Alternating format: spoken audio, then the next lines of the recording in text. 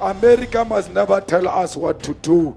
The same United States, which is furious at being cut off from the riches of Burkina Faso, cannot tell us what to do. In a powerful address that sounded more like a rallying cry than a speech, economic freedom fighters leader Julius Malema thundered, "America must never tell us what to do," as he threw South Africa's weight firmly behind Burkina Faso's captain Ibrahim Traoré. Malema painted Traoré as a beacon of African unity, declaring, "We stand with Captain Ibrahim Traoré. We stand with Traoré because we know that Traoré stands for the unity of Africa. We are Traoré, and Traoré is all of us." Not stopping there, he launched a brazen swipe at US President Donald Trump. Donald Trump is an enemy of himself and all of us, and even urged Africans to defend China for defying the USA and telling the USA to go to hell because they don't understand how tariffs work. This fierce proclamation comes as Washington fumes over Traoré's pivot away from Western partners and recent public remarks by US AFRICOM Chief General Michael Langley, who accused Traoré of misusing Burkina Faso's gold reserves. This also came in after multiple attempts on Captain Ibrahim Traoré's life and multiple failed coups. America must never tell us what to do. The same United States, which is furious at being cut off from the riches of Burkina Faso, cannot tell us what to do. We stand with Captain Traoré. We stand with Traoré because we know that Traoré stands for the unity of Africa. We are Traoré, and Traoré is all of us. If they kill Traoré, you must know they would have created another wound in the continent of Africa. We must defend him the same way we defend the unity of Africa. We must defend China for defying the USA and telling the USA to go to hell because they don't understand how the tariffs works. Donald Trump is an enemy of himself and all of us. And he must know the EFF is not scared of him. The EFF is not scared of Israel. The EFF is not scared of Morocco. The EFF is not scared of the imperialist forces. The EFF will stand on the side of the people of DRC, the people of Sudan, and the people of Sahara. In Ouagadougou, thousands have already taken to the streets to defend their young leader, chanting anti-American and anti-France slogans. Malema's intervention marks a dramatic entry of South Africa's populist firebrand onto the broader stage of West African politics, challenging any foreign power that dares lecture the continent. See, Julius Malema is not new to controversy. In fact, he feeds off it. He started as a youth leader in South Africa's ruling party, the African National Congress, ANC. But he didn't last there. He was too loud, too radical, too bold. They kicked him out. So what did he do? He built his own party, the EFF. From red berets to chants about land expropriation, Malema ensured everyone knew who he was and what he stood for. He's not the quiet type. He calls out names, attacks the elite, and takes jabs at the West whenever he gets the chance. One day he's talking about taking back the land. Next, he's grilling billionaires and laughing in parliament. That's Malema, always shaking the table. But there's more to him than just drama. Malema has a deep hatred for colonialism, and not just the old school kind with flags and soldiers. He targets what he calls modern-day imperialism, trade deals that don't benefit Africa, foreign troops camping on African soil, leaders who act like puppets for Western powers. He hates all of it. That's why his speech in support of Traoré was different. It wasn't just about Burkina Faso. It was about all of Africa finally taking charge. For Malema, Traoré is not just a president. He's a symbol, a young African leader, not afraid to make enemies, kick out the French military, or speak the truth. And Malema wants the whole continent to back him. Funny thing is, not long ago, Malema wasn't exactly singing Traoré's praises. In fact, he's known to flip-flop. He's done it on land policies, party alliances, and international matters, Some say he just likes the spotlight. Others think he speaks from passion, not planning. But this time feels different. This time, Malema is going all in. He's tying his Pan-African dream to Traoré's mission. He's pushing for unity like never before, and the timing couldn't be better. Across Africa, frustration is growing. From Mali to Niger, young leaders and citizens are rejecting Western influence. They're kicking out French troops. They're banning foreign media. They're turning to each other instead of to Europe or America. Malema sees this momentum. He's jumping on the train and yelling at the top of his lungs. Traoré stands for the unity of Africa, he said, and we must stand with him. The crowd loved it. The internet loved it. And even critics had to admit it was a powerful moment. But here's the real question. Can this talk translate into real action? Can Malema's words fuel a new era of African unity? Or is it just another fiery speech from a man who knows how to trend? Only time will tell. But right now, something is shifting. The ground is shaking beneath Africa's feet. Old systems are cracking, and old powers are sweating. And Malema? He's dancing in the storm, waving the flag of a new Africa. Bold, united, and finally ready to say no. No foreign control. No unfair trade. No to foreign troops. No to being told what to do. As Malema puts it, America must never tell us what to do. And from the looks of it, more and more Africans are starting to agree. When you hear Captain Ibrahim Traoré, you might picture a tough soldier with no smile and boots covered in dust. And you'd be right, but there's more to him than just a uniform and a rifle. He's young, bold, and unapologetically African. Traoré didn't take power through elections or sweet promises. He took it through a coup in 2022. And guess what? The people of Burkina Faso cheered. Why? Because they were tired. Tired of leaders who smiled at France while their people starved. Tired of politicians who begged for help while foreign armies controlled their land. Tired of being poor while gold and resources were shipped overseas. Traoré came in like a storm. He removed the old president, shut out the Western handshakes, and started speaking the kind of language Africans hadn't heard from their own leaders in years. There was no begging, no fear, no pretending. He told France to leave, the West to back off, and Africa to wake up, and the people listened. In the streets of Ouagadougou, Burkina Faso's capital, you'll see murals of Traoré wearing a beret, painted next to Thomas Sankara, the revolutionary leader killed in 1987. That's no accident. Many see Traoré as the return of Sankara's spirit, a man for the people, not for the colonizers. But this isn't just about one country. Traoré's moves sent shockwaves across the region. Young people from Mali, Niger, and Chad started paying attention. Flags changed, allies shifted. And one thing became clear: this man wasn't playing games. Even though Burkina Faso is still facing deadly attacks from terrorists, Traoré refused to let French troops stay. He said no more fake help, no more assistance that comes with handcuffs. Instead, he turned to neighbors, to Russia, to open the door for African partnerships and to give his people a voice. This voice said, "This is Africa's land, not France's playground." Julius Malema saw that fire and called on all of Africa to protect it. When Malema said, "We are Traoré, and Traoré is all of us," it wasn't a compliment. It was a warning to the West that Africa was waking up, that young leaders were rising, and that the old game was falling apart. Traoré is just one man, but right now, he stands like a mountain in a storm.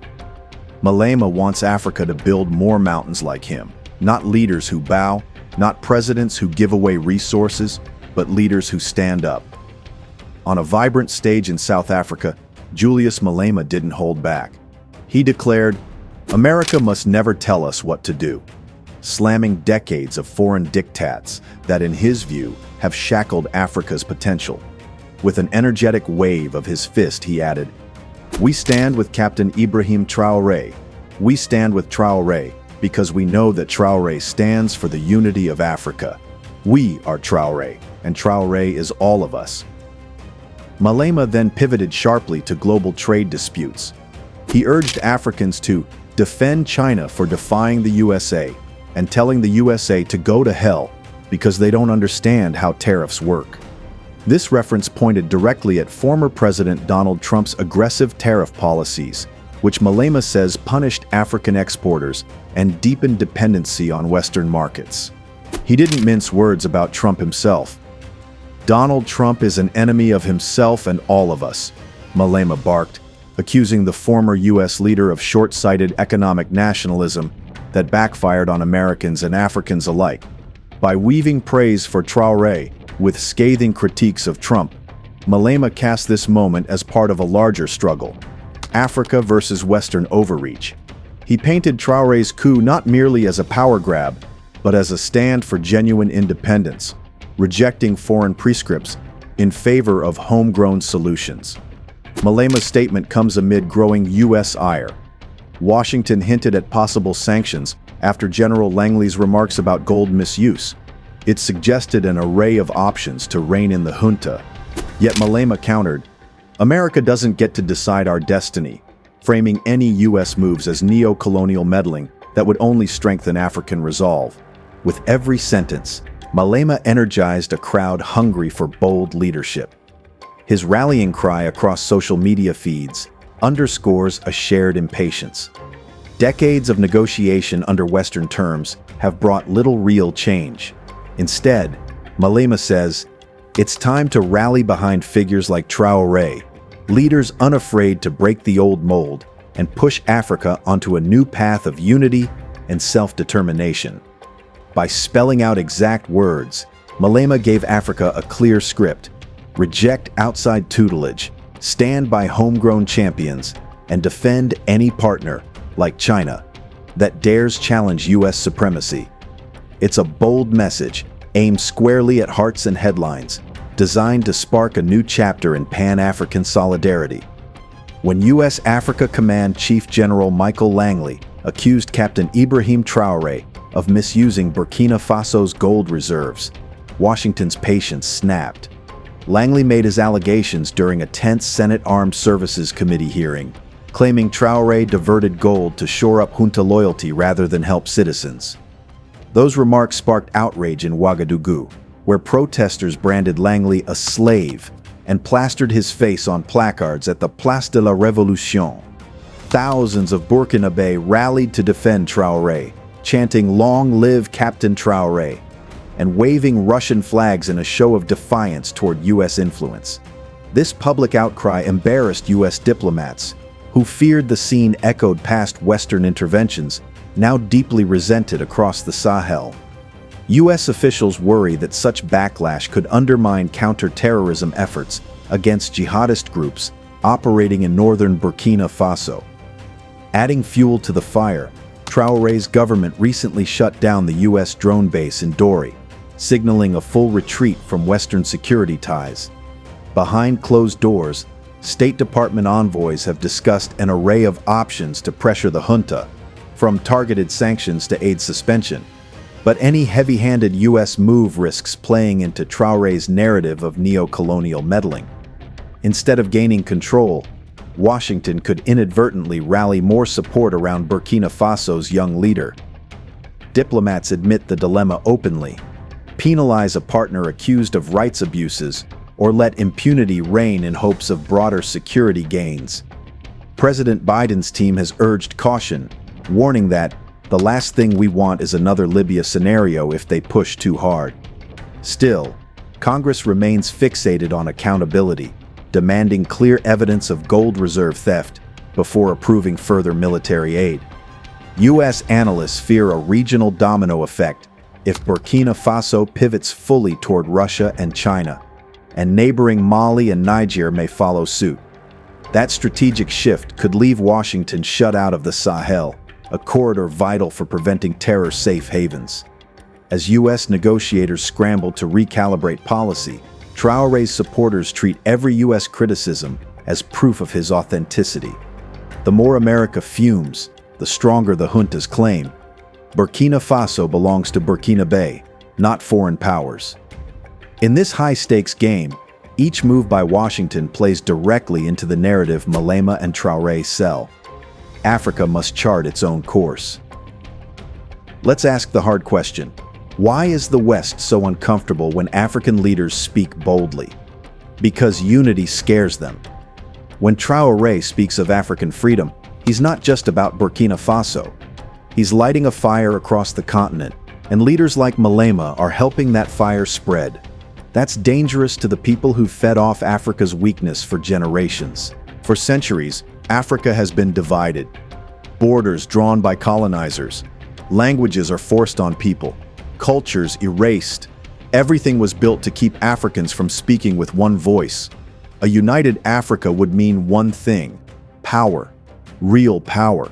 Power to say no to unfair deals. Power to control resources. Power to tell the IMF, the World Bank, and foreign armies to pack up and leave. Now imagine a continent with one agenda: African dignity. Imagine leaders meeting not to beg for aid but to build strong systems. Roads linking countries. African tech companies funded by African banks. Military cooperation with no outside influence. Schools teach African history, not colonial lies. That's what scares the West, because for so long the game has been simple: divide, weaken, exploit. Take Niger, for example. The country has uranium that lights up French homes. Yet Nigerians live in darkness. France built its wealth using African minerals, but left Africans in poverty. Now that countries like Niger and Mali are cutting ties with France, the panic is loud. Western media calls it instability. They warn of Russian influence. But no one talks about the decades of Western control that brought nothing but pain. Why does unity always come with fear? Because it ends the monopoly. It ends the easy loot. Malema says, America must never tell us what to do. It's not just words. It's a message to every African tired of being told how to live, vote, think, and trade. And when he says, we are Traoré, and Traoré is all of us, he's not praising a man. He's praising a mindset, a fearless mindset. The West isn't scared of guns. They're scared of ideas. They're scared of an Africa that thinks for itself. An Africa that asks questions like, why is the CFA franc still controlled in Paris? Why do French troops stay even when asked to leave? Why does the USA, France, and other Western countries have military bases in Africa?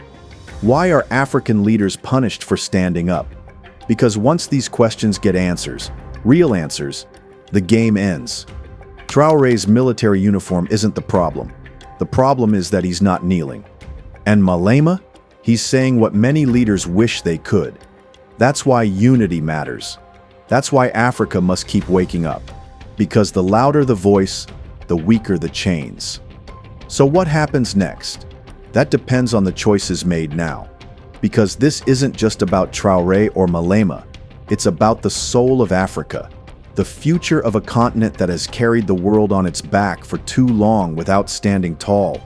Right now, young Africans are watching, and they're asking questions their parents were too scared to ask. Why are the poorest countries the richest in resources? Why are the leaders who fight for the people always the ones under attack? Why are foreign soldiers on African soil when local soldiers sleep on empty stomachs? The youth see it all. They know that poverty is not natural. It's manufactured. They see the wealth leaving ports daily, while their mothers can't afford cooking oil. They know the system was never broken.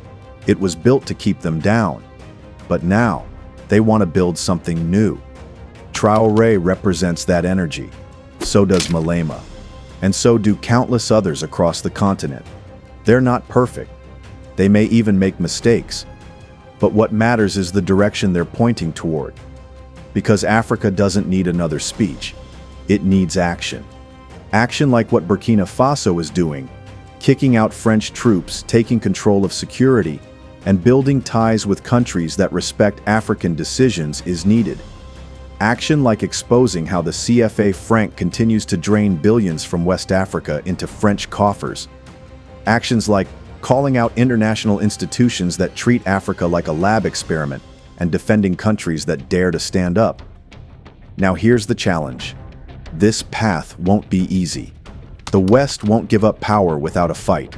Already, sanctions are flying, threats are made, aid is frozen, propaganda is spreading, and they'll try everything. Divide nations, bribe leaders, start coups. But that's where unity comes in. Because no country can stand alone forever. Not Burkina Faso, not Mali, not Chad, not even South Africa. But together, they become unstoppable. Malema's call is clear. Don't let America decide what happens in Africa. Don't let Europe write Africa's rules. And don't let China or Russia control the script either. This fight is not just anti-West. It's pro-Africa. It's about building systems that serve Africans, justice that protects Africans, leaders chosen by Africans, and a future shaped by Africans. It's about finally breaking free. Chad's story is not finished. Burkina Faso's path is still unfolding. South Africa still has battles to fight. But one thing is clear: Africa is done whispering. The silence is broken. The chains are shaking. And the next chapter won't be written in foreign ink. It'll be written in African blood, sweat, courage, and truth. This isn't about hate. It's about healing. It's not about revenge. It's about repair. And it's not just a fight for now. It's a fight for every child born in a village with no clinic, every farmer who lost land to foreign deals, and every youth who died crossing oceans searching for hope. Traoré stands for them. Malema speaks for them. And slowly, country by country, voice by voice, Africa is rising. Thanks for watching. Please don't forget to like and subscribe.